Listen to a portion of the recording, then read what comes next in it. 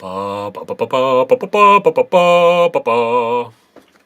It's the new intro music to Alan Heath Sessions. Hooray! Welcome to Alan Heath Sessions with me, Keith.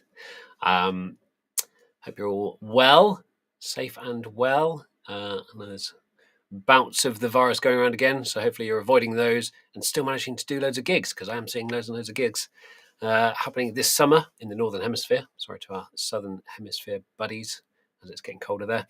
Eyþór Musicians is here. Hello, Eyþór Musicians. Hello. Hope you're well. Cool. So we are live. Anything could happen. That's why it's exciting.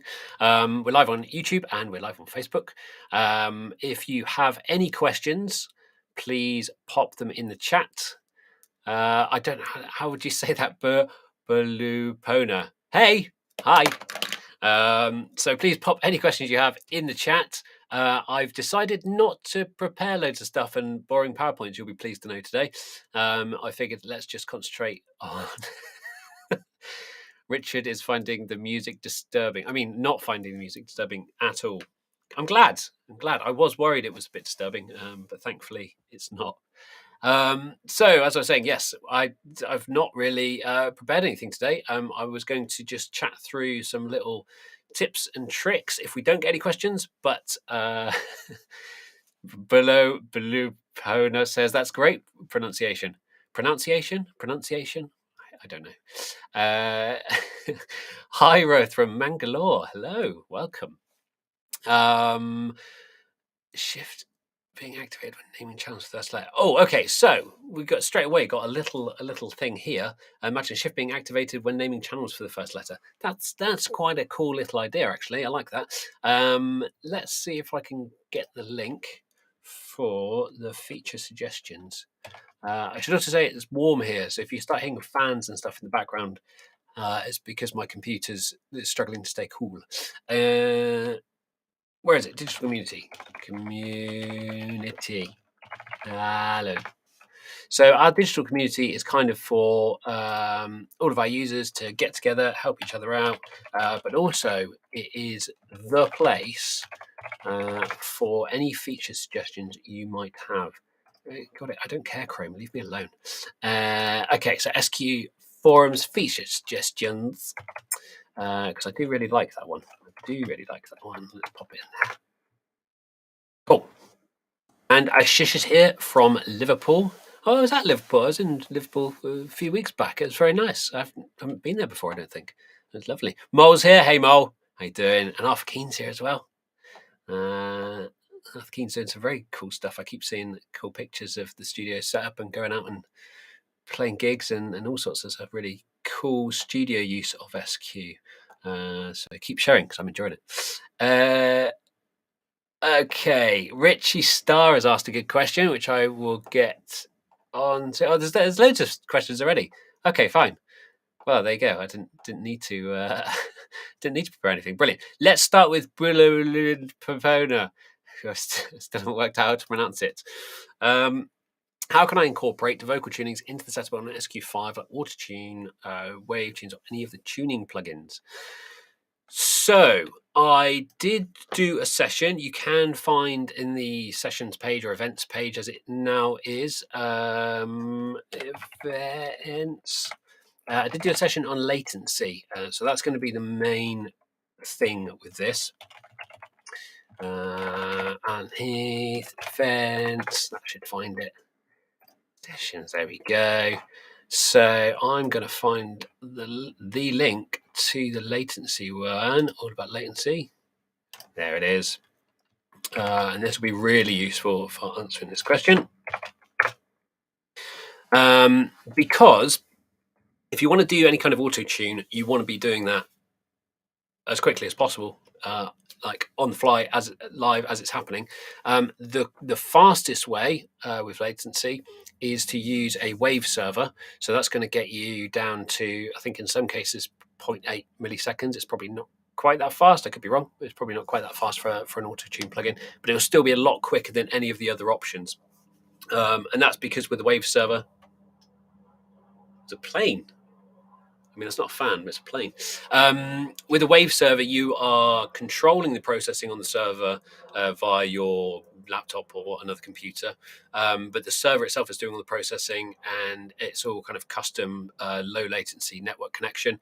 So you need a Waves card in the SQ, a server to get the absolute minimum.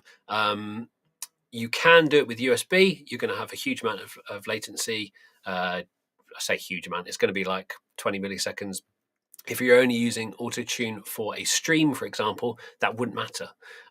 So you could do it via USB, and you would probably insert it. So let's quickly jump over here. And to insert something, I probably shouldn't insert it on the channel I'm using. We just go into the processing screen, go to insert, and you would pick. So am I using my IO port for anything? No. Okay. So let's pretend I've got a Waves card in here, and I want to go IO port, and I want to go IO port, and I'm going to insert it. Well, I don't know, whatever channel. In fact, you know what? I'm on channel 33. Input channel 33, as you can see at the top. So let's put that on input channel 33. Let's put these on 33 as well, because that will keep everything simple. So assign, apply, done. I want it digital because I'm going to do it via Waves, even though I've got a Dante card in here.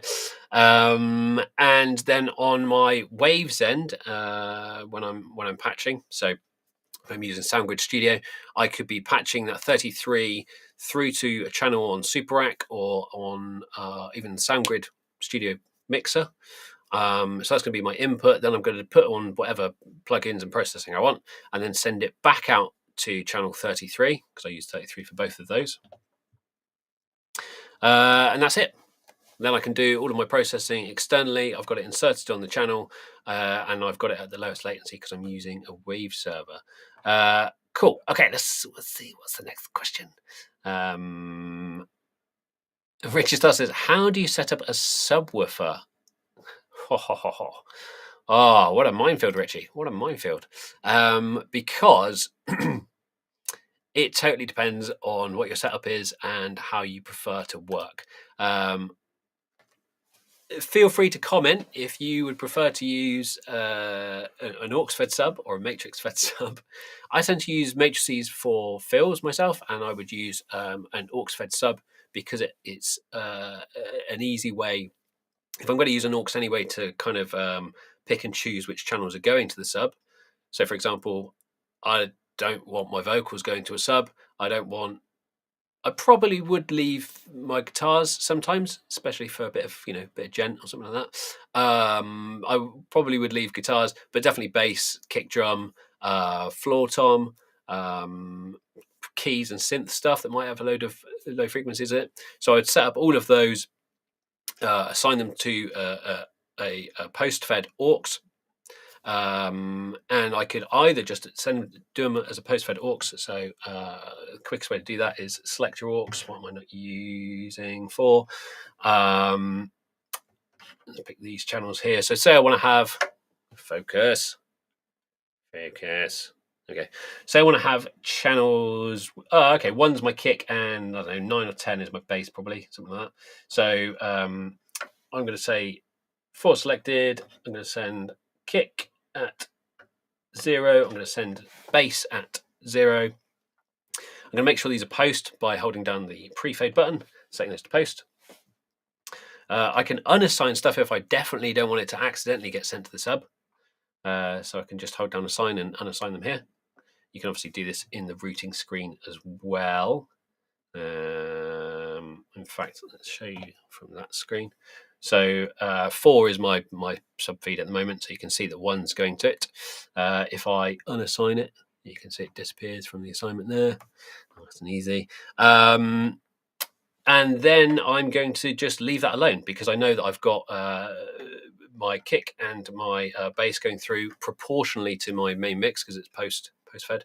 So if I pull down those faders in the main mix, it's going to pull them down in the sub as well.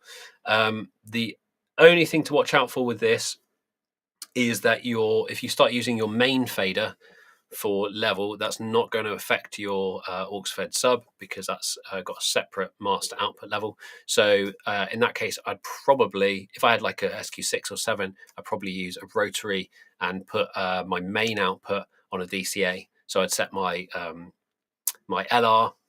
In fact, I should show you how to do that as well quite quickly and easily.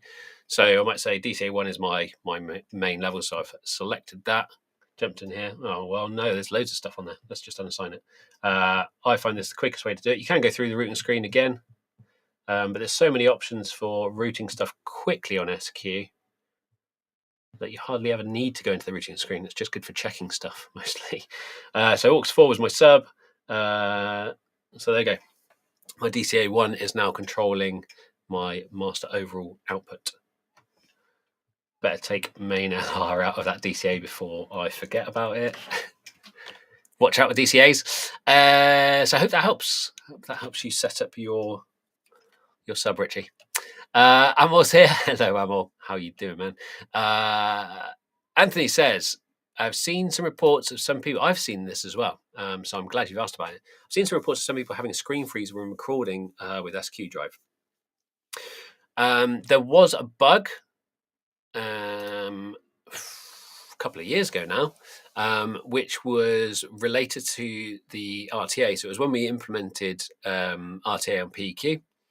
And a side effect of that, where we were kind of driving the display quite a lot and using various bits of memory in the mixer, was it would affect some of the controls. So you could end up with a screen freeze or a freeze of the control surface, and that could be made worse by having external stuff connected. So it's one of those very particular things where, okay, if you've got a couple of things connected, some of which are on the edge of connection, so some of the messages aren't getting through, and you're using SQ Drive and you're using RTA on PEQ, all of these things kind of together, which are quite normal things to have together, but it's just lots of them in bits, you could get a freeze. So that bug has been fixed. But what I've seen recently is a couple of people reporting that they've just had the screen freeze, which is a slightly different thing, and sounds more like it could be a hardware thing with the screen itself. So if you do have that, if you do experience that, or you see anybody who has experienced that, it doesn't sound to me like a bug. I think we would have seen it a lot more if it had been a bug. I think maybe it's a couple of screens or something that have done something different or done something funny. So please do get in touch with us as soon as possible so we can look into that with you and obviously get it sorted out as soon as possible. Thanks. Okay. This is a good point as well. When hitting play on stereo playback from SQ Drive, there is always a pop or a short noise from the playback and a second of silence before the song plays. What causes this? So, Giorgio, is that PB? I don't know how you pronounce that. Is it a first sound? That comes from buffers. So if you've got some sound in the buffer already and it hasn't cleared that buffer, so you were playing back some audio beforehand, for example, and then you've hit play again, as it clears that buffer and starts the track again, and maybe the track starts with silence, you can get like a little click or a little like tick pop. It's something that we are investigating at the moment, so hopefully that won't be the case in the next release or a future release. So yes, that is being investigated, and it's nothing that's broken. It just could definitely be improved. So sorry if that's annoying you. Let me know. Hi, and George, hello from Greece. Hello, Greece. Ralph is waiting for an SQ7 to be installed, and Tomaž is waiting for PSE and NEQ12. So those are quite. They're very cool, actually. They're very, very cool, powerful add-ins on our dLive that have just been introduced. So yes, hopefully we'll have something in SQ land from above later. But yes, they are very cool. If you get a chance to play with them on a dLive, please do. Is there any way, this is a question we get quite a lot actually, Rune.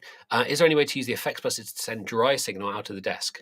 No, unfortunately not. So there's different parts of the mixer to do with routing and to do with processing. And the effects buses were added in as an extra. Often you could look at it the other way around and go, why can't I use those buses in the same way as I can use other auxes? 1 second. But what we did was the other way around. You don't have to use the existing buses, like we've got your 12 auxes or groups.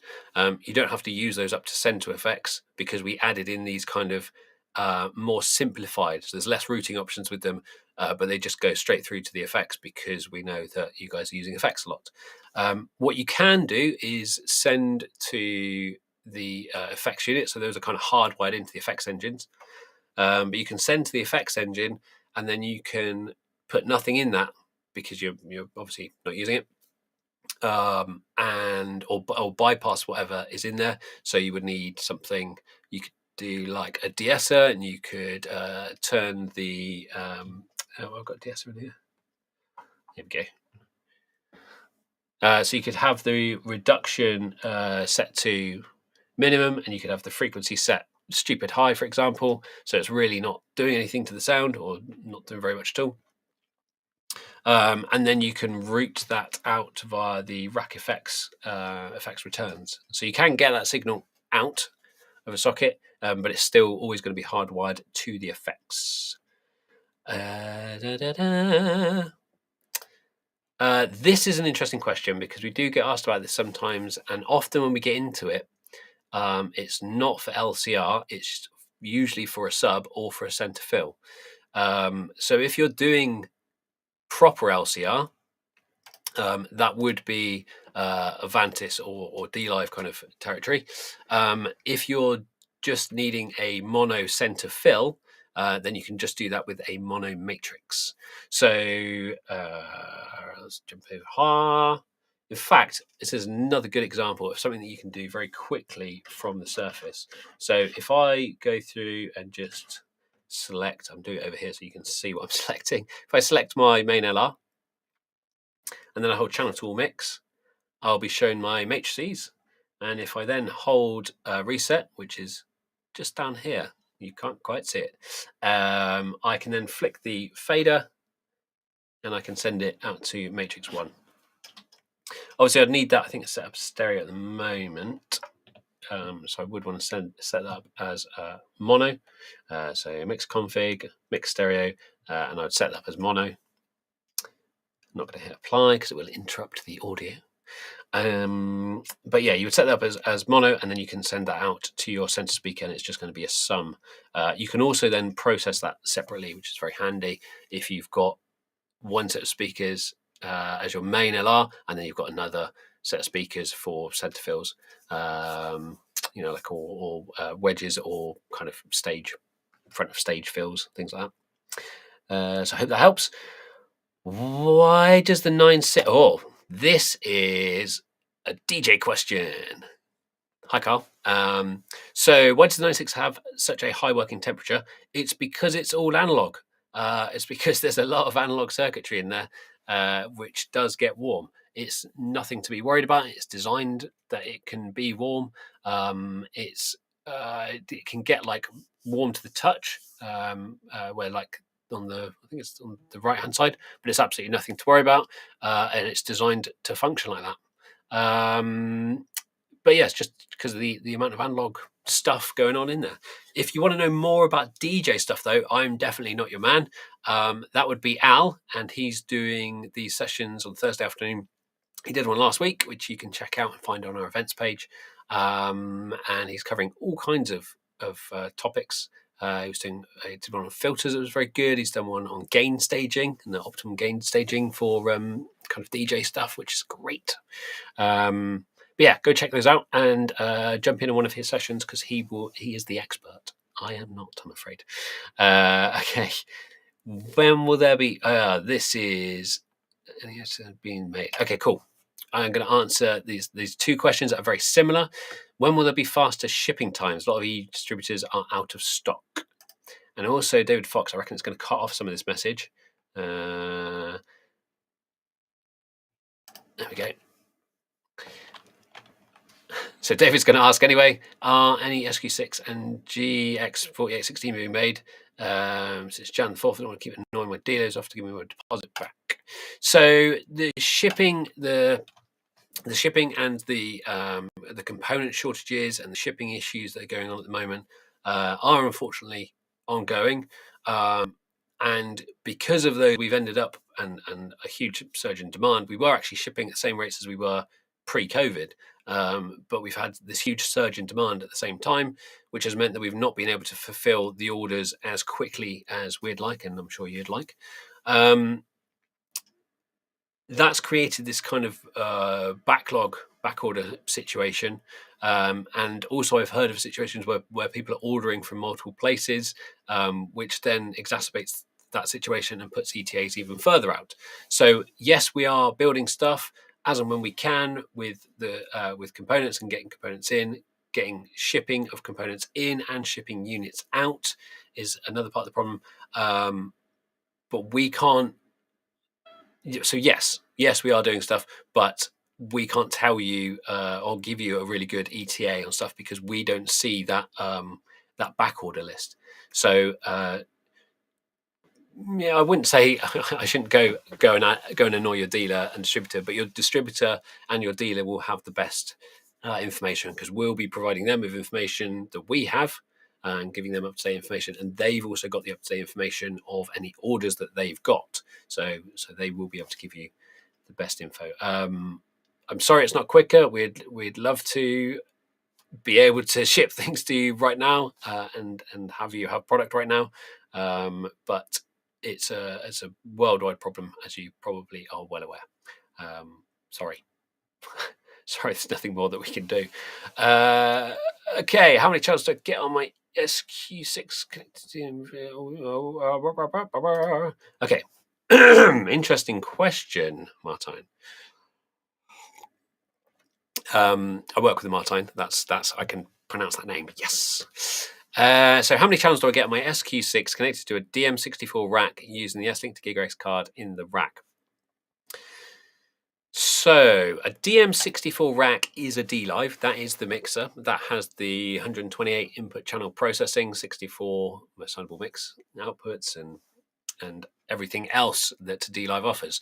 The surfaces in dLive land are big control surfaces. They've got some audio I/O on them, and they've got option card slots on the surfaces as well. But there's no actual processor. There's no XCVI core in the surface. The core, the mix core, is in the rack. So if you connected up a DM64 rack to an SQ using a GigRace card, which you can do, what you're actually doing is connecting two systems. So your SQ is always going to be a 48 input channel processing capable mixer, and the dLive is always going to be a 128 input channel processing mixer.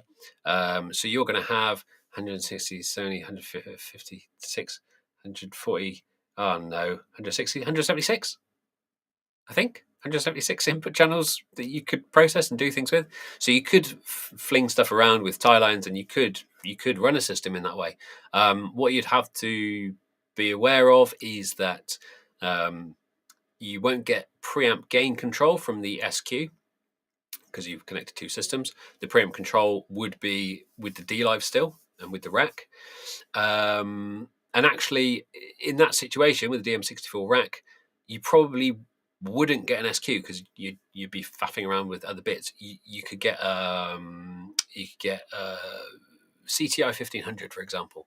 So you get a small lightweight surface to go with it, or you could run a wing setup and you could have Director running on a couple of touch screens with an IPA if you want some fader control. So there's lots of different options, but plug in an SQ straight into a dLive rack, we generally don't recommend unless it's for something very specific. Okay, what's the best external device? I probably can't. There's lots of stuff you could put in.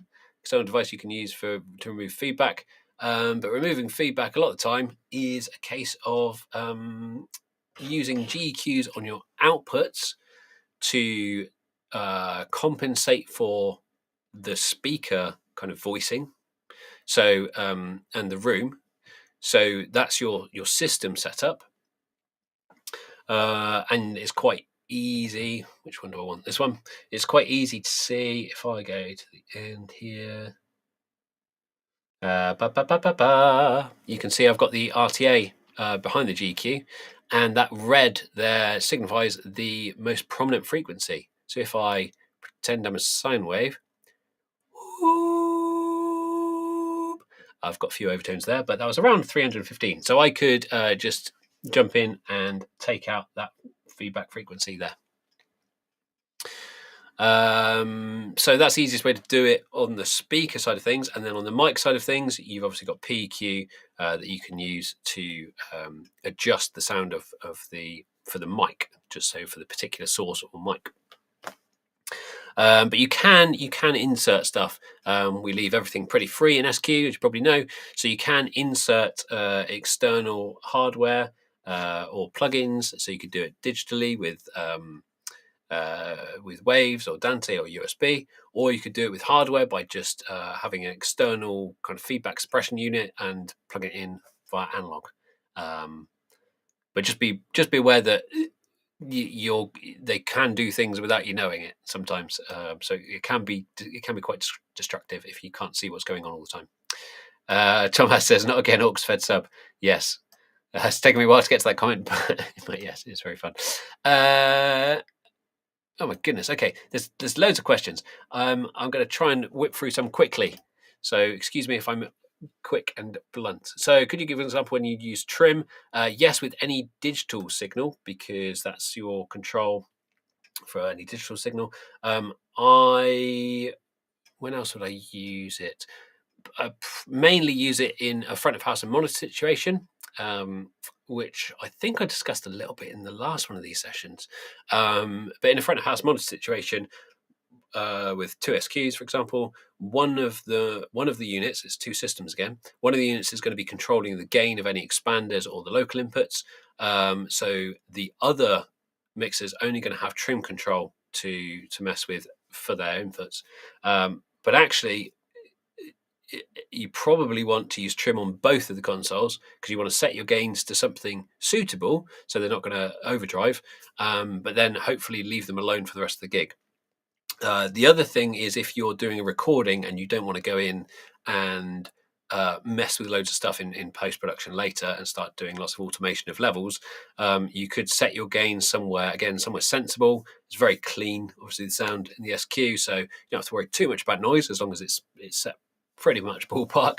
And then you can leave those preamp gains alone, the kind of analog preamp gains alone, and you can adjust with trim if needs be. Okay, what device should I use to check the sound levels in the room? There are loads of devices, Samuel. You can get handheld SPL meters. You can get ones that do proper weighting and averaging and stuff. You can use calibrated measurement mics and you can plug them in. And again, you could use tie lines with an SQ to feed straight out via USB to something like Smart. As long as you've got a calibrated mic and you've set it all up correctly and you've got your kind of reference level, you could use that. Don't trust. Yes, I know a lot of phones and things now have like. Is it the Apple Watch? I don't have one. Should ask Jack. I think Jack's got one. I think you can get like meters on those that give you kind of sound levels. Obviously, those are not going to be accurate, but they might. Okay, how? This is an Aviom question. This is interesting. How to use an Aviom 16-channel box TRS insert current goes as you yet to be inserted GX4812. Okay, let's think about this for a second. So TRS insert cables, presumably because it's coming from an analog mixer where the insert cable's been shorted out, perhaps. But if they're TRS insert cables, I would just feed it from another set of outputs. So you've got some outputs on the back of the SQ. So let's pull it up again so people see it. You've got some outputs on the back of the SQ. You've obviously got outputs on the GX as well. 16. You need 16 channels in total. So you could add in a DX012. You could add in a 16.8. It seems a bit odd. I'm trying to think of the other best ways of getting analog out. But yes, you need to feed it with analog. So you could do that with tie lines, or you could do that. Yeah, tie lines is going to be the best thing. Or you can do some mixes if you want to use up some mixes on the desk, if you're not using them for other stuff, you could then use a couple of channels. So you're kind of grouping it down, and you could set up those mixes via the SQ4U app, for example. So you could just have two of those, or a couple of pairs of those on the Aviom, just as stereo pairs for, say, drums or something. So you've got an overall control of drums, but you could set up that mix separately, if you see what I mean. If you need more details on that, give us a shout using support.allen-heath.com, and maybe I can think about it a bit longer. Okay, I start with SQ4-6. Both are amazing. Nice. Yeah, so the gain thing and the trim thing, Srikanth is saying with Dante stage boxes here, the interesting thing with Dante is that because the boxes themselves like hold their gain, if you like, or remember their gain, they can also transmit that. And you, when you're doing Dante preamp control, you've almost got three things there. So if you've got two SQs and a Dante box, they can both see and affect the gain at the same time. Andre's here! Way! So I'm going to do a little Mexican wave. Way! I'm good, thank you, sir. Hope you're well also. And for any guys who don't know, I've mentioned it every time I see him, but go and check out Andre's videos on YouTube because they are awesome and a lot of fun as well. Jose says they have plans to add more emulations in the SQ in the future. Yes. So kind of we're hoping to add more and more to the deep stuff in the future, and we've had some cool stuff come into deep in the past year or so with Avantis and dLive. So yes, we would like to get that into SQ as well. Okay.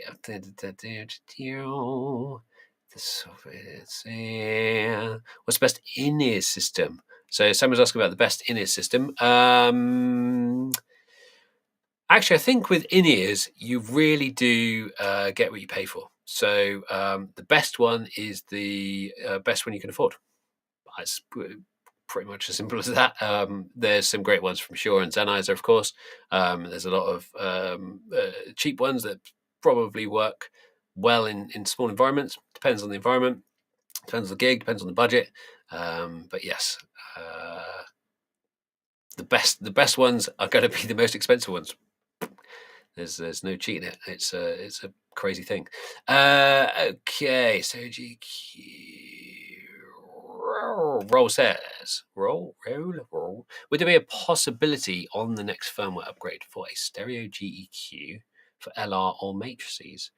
So the GEQs are stereo. Oh, do you mean? Okay, sorry. I see what you're saying. So you're saying to have separate GEQs. So you might have one speaker on one side and one on the other. Probably not.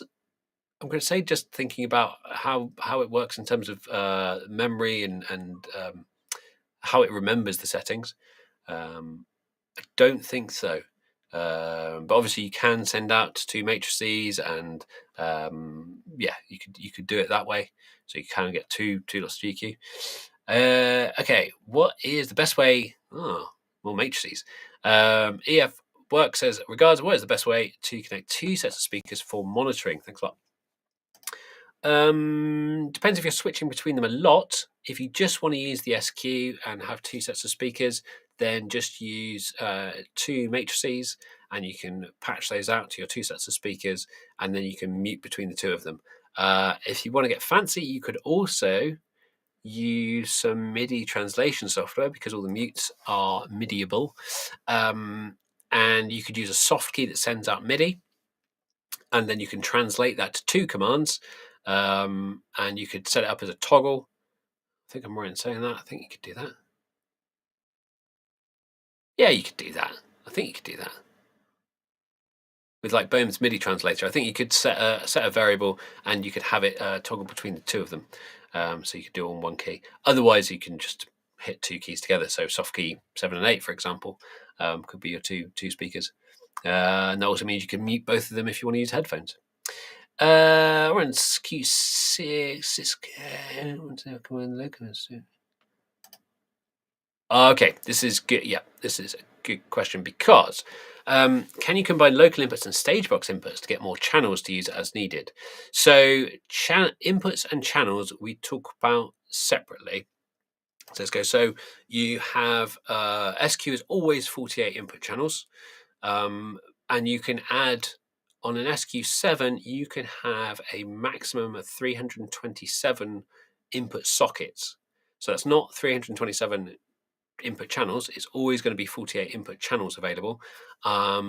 So with an SQ, just try and give you a better example. So with an SQ6, you've got 24, you've got 25 if you want to use the talkback, but you've got 24 inputs on the back. So you could plug in an AR2412, or you could plug in a couple of DX16.8s and you could use 32 inputs from the DX16.8s and add another 16 inputs locally.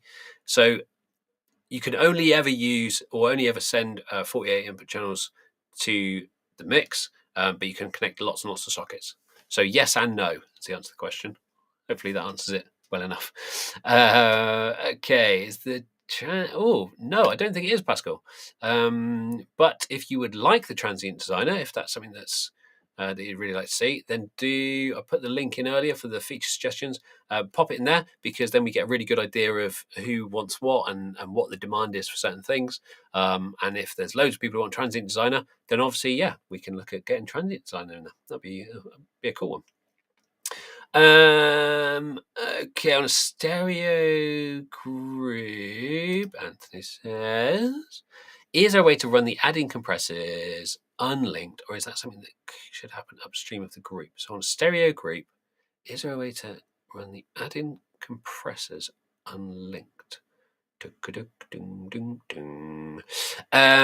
So you mean the left and right of the stereo unlinked? Oh, not quite sure. Not quite sure, Anthony. Sorry, but it's a similar answer to the GEQ one. If you're asking about separating them out for left and right and having them unlinked for left and right in terms of the detection of the of transients and things, or the detection of level and engaging the compressor. So probably not. It would probably be if it was a stereo group, it's going to be a stereo compressor that's working in stereo all the time. You could then separate out separately, or you could use two mono groups. So there's little ways that you could run around it. Obviously, you're going to use up more mixes. Okay. That's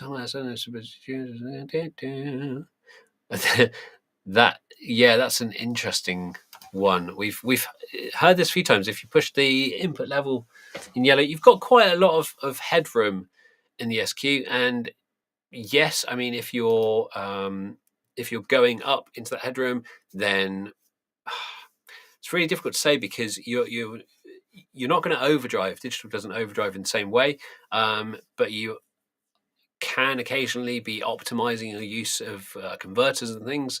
You can be pushing things like compressors harder. You can be, if you're pushing into the yellow, like the tube stage, for example, that runs with the preamp that's in there. So it is dynamic. It is input dependent, level dependent. So that drives in the same way as a tube or valve preamp would, in that you hit it harder and it responds slightly differently. So in that regard, yeah, hitting something harder can change the sound of it with our modeling, and certainly with things like the compressors as well. It's a similar thing, but intrinsically, you won't get an analog sound from pushing the digital harder, because it's just going to be numbers, and it's very accurate. It's like 96-bit the accumulator bus, and so yeah, massive headroom. And our idea, the whole concept for us, is to have that really clean, really accurate, like phase coherent. It is coherent. I think early on we were talking about, like, oh, how do we describe this? Is it sample accurate? Is it whatever? Some other words that I think we came up with, and it was like, well, no, it just is coherent. You put in two samples at the same time, they come out at the same time. So yeah, that's our concept, is have it super clean.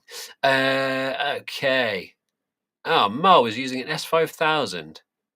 Oh, you have been spoilt, sir. An optronic bus compressor and the NEQ12. Yeah, it would be awesome to have them. One day. Yeah. Cool. All right. Okay, let's. What's the best way? Is daisy chain 2 SQ7s together, Samuel. So you can connect system to system. So you can connect. Oh, I just realized I haven't. So many questions. I forgot to slap my tea. Now it's cold. So daisy chaining 2 SQ7s together, you can connect them. They are two systems, like we were talking about earlier. So you can connect them directly with S-Link to S-Link. Make sure that you set the clocking. Let's find it here. Audio sync. So the audio clock source on one of them should be the other one. There should only ever be one audio clock source. Don't worry about the AS sample rate there. It's just that top one, and you can select from S-Link or IO port or internal. So internal is obviously just using its own source. I've actually got a Q connected to the S-Link port. So if I do this, let's give me a nice tick to say that it's happy. And it is now locked. Although the Q is 48, it's still running 96K internally. Now, if I unplug, bear with me a second. There you go. So I've now unplugged the Q, which means it's lost its source, even though I had it set on S-Link. But as you can hear, the mixer is still working. So if it has an incompatible clock source, it will fall back on its internal one. Get carried away and not answering your question, sorry.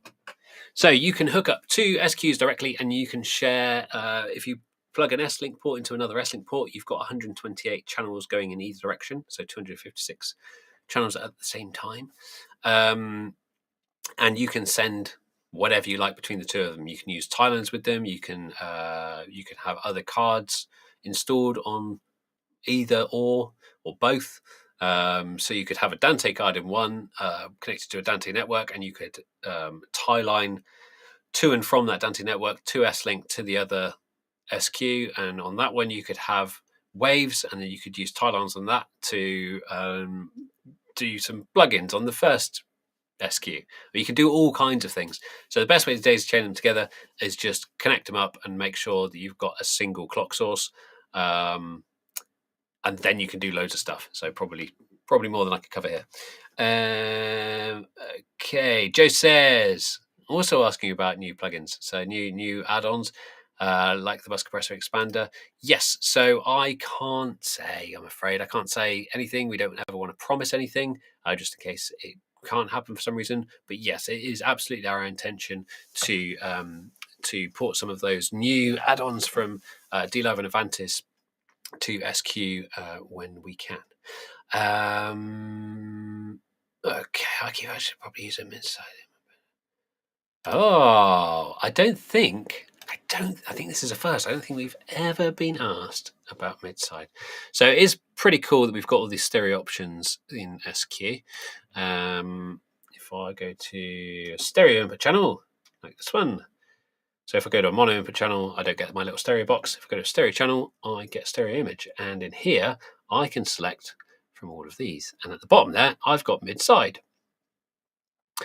So all you have to do is select mid-side, and it is mid-left, side right, so kind of standard. And then you can, hang on, actually I probably use an MS input mode on SQ to decode. So if you've got a mid-side set up, so you've got standard would be cardioid on your left. So in this case, input 35 or IO port 9 and 10. Hang on, let's just put it on something local so it's easier to describe. All right, so I've got mid-side on 7 and 8. Cool. So I'm going to plug in my cardioid mic on 7, and I'm going to plug in my Fig 8 mic on 8. And that's it, done. I can then use that, and I can control the width as well. So full stereo is both at the same level, and then you're just going to bring in that width. right down to a mono sum. So yeah, and then use it as you like. Hope that helps. I do like mid-side. Big fan. Is there any possibility? Okay. This might get cut off a little bit. Yeah, it has. Stage box with an I/O slot, DX type expansion box using Avantis and SQ with GX4816. Amps have Dante, and we often need to receive Dante from stage to get 5 front house stage. There's a bit of that that's missed off. It says S-Link and Dante would be really useful to have a Dante option at stage to save a Cat5 run.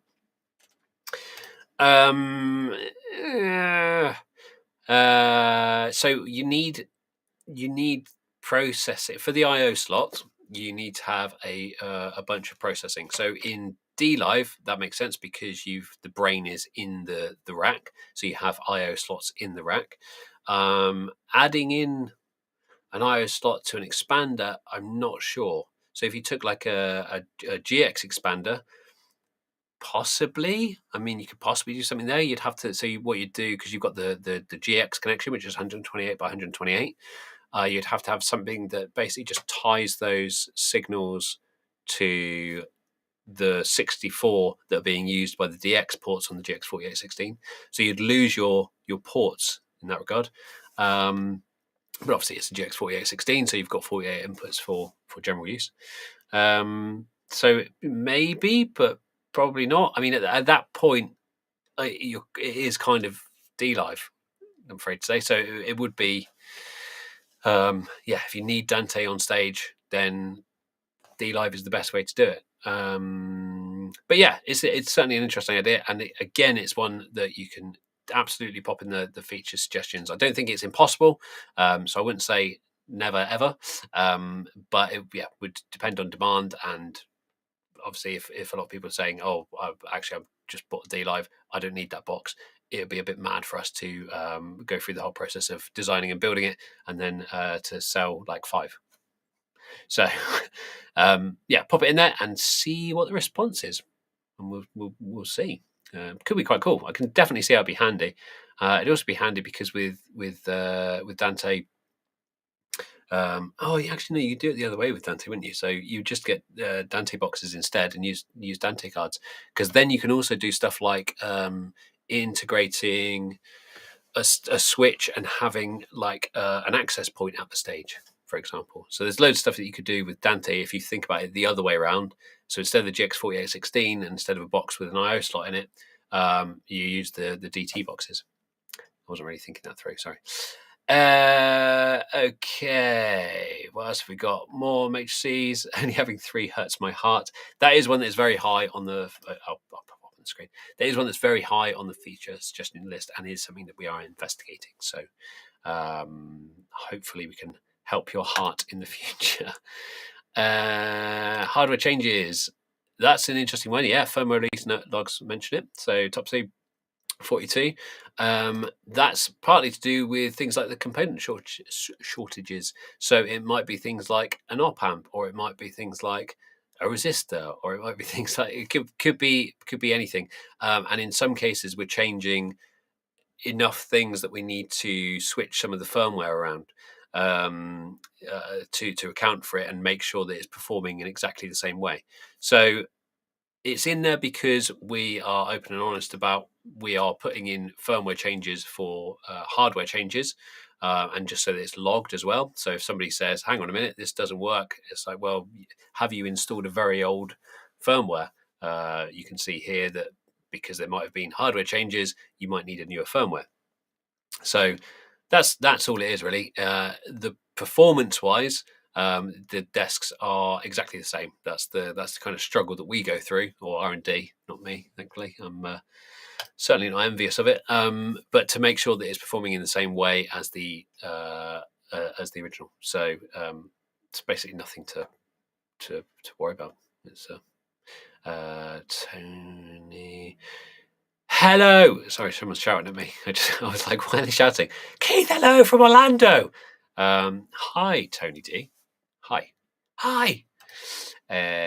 Cool. Okay. Wow, Alex Medina from Buenos Aires. Hi Keith, can a SQ or Avantis owner replace the bootloader internal flash if it's old or... Wow, that's an in-depth question there, Douglas Edwards.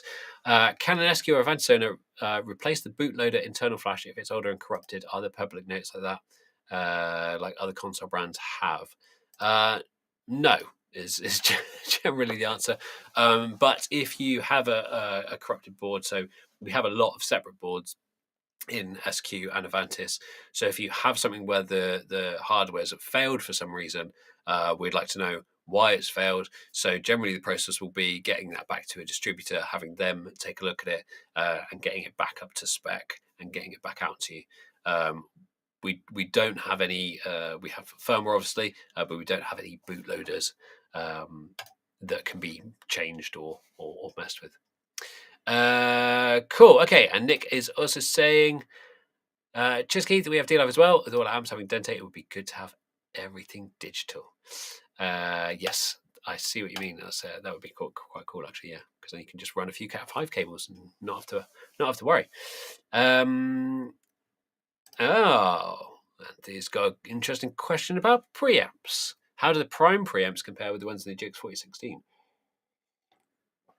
Okay, so the ones in the SQ, so the ones in the mixer chassis, those are different. They're more simple.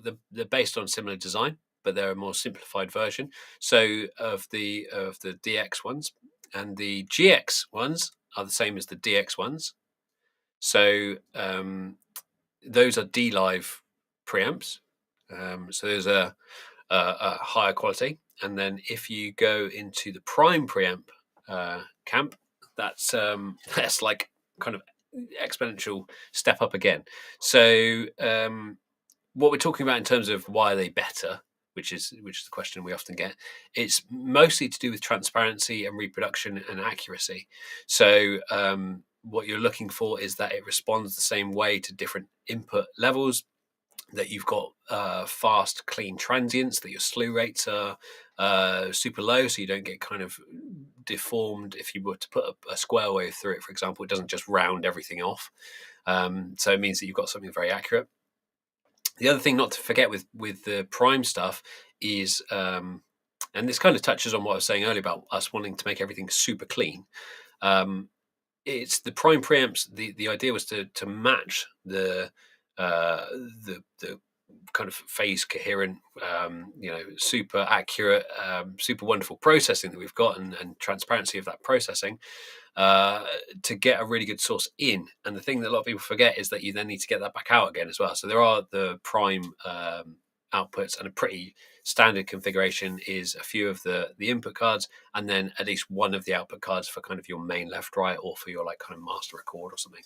Obviously, we don't care about musicians enough to give them prime in their in-ears, because we're mean, horrible sound engineers and grumpy. But yeah, to answer your question, the prime ones are kind of that was our ultimate. That was our no holds barred. Like, give the team, just make the best preamp you can possibly make. Put in the best like caps in it. Put in the best converters you can get into it. And then the mad thing with those as well is that they're tuned by hand at the end, which we wanted to have a process where they weren't.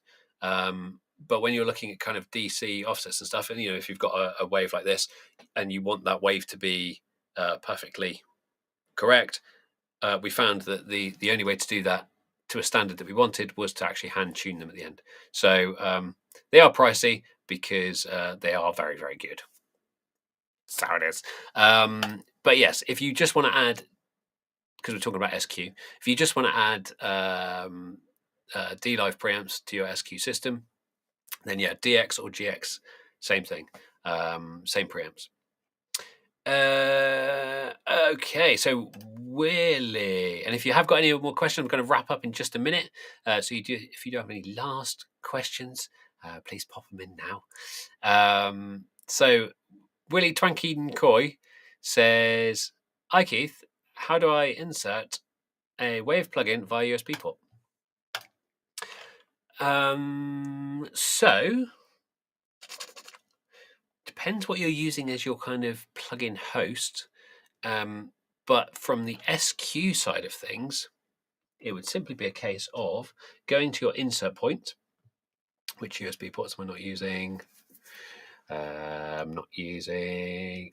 Was I using 9 and 10 earlier? 9 and 10, maybe 9 and 10. Okay, so I'm going to put in a stereo one because I'm going to do 9 and 10, and I'm going to bring it back from USB as well. So 9 and 10 and 9 and 10. Oh yeah, look, those are only tie lines. That's fine. This is a really cool thing on the insert screen. I don't know if you see that. It will tell you what it's being used for at the moment. So I'm not using 9 and 10 at the moment, so that's absolutely safe to use. And tie lines I'm not bothered about right now. So I can just hit apply. So it's digital in and out. And that is inserted. And then on my computer side of things, I just need to take USB channels 9 and 10 from the SQ, put them through whatever my add-on plugin doodah host is, which could be Waves, could be Super Rack running native. No, because you still need something. You still need a Waves thing there, so you'd be doing it via the I/O port.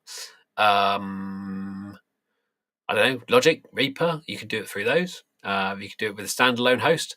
Live Professor's a really good one. That's really cool. So yeah, let's say you're doing it through Live Professor. You set your input on your chain on Live Professor to 9 and 10. You put in your plugins, and then you send the output from that back to 9 and 10, and then that's it. It's going to be inserted on that channel. Cool. All right. We had a lot of questions today, which was great. Thank you very, very much. I will be back next week with some Q sessions, and then I think Jack will be back with Avantis and dLive, and then you can tune in and see Al with some zone stuff. He's doing some really interesting sessions actually, so check those out if you're into DJ and zone. Thank you very, very much. Thank you for all being so lovely, and I hope you enjoy the rest of your day, and speak to you again soon. Take care now. Goodbye.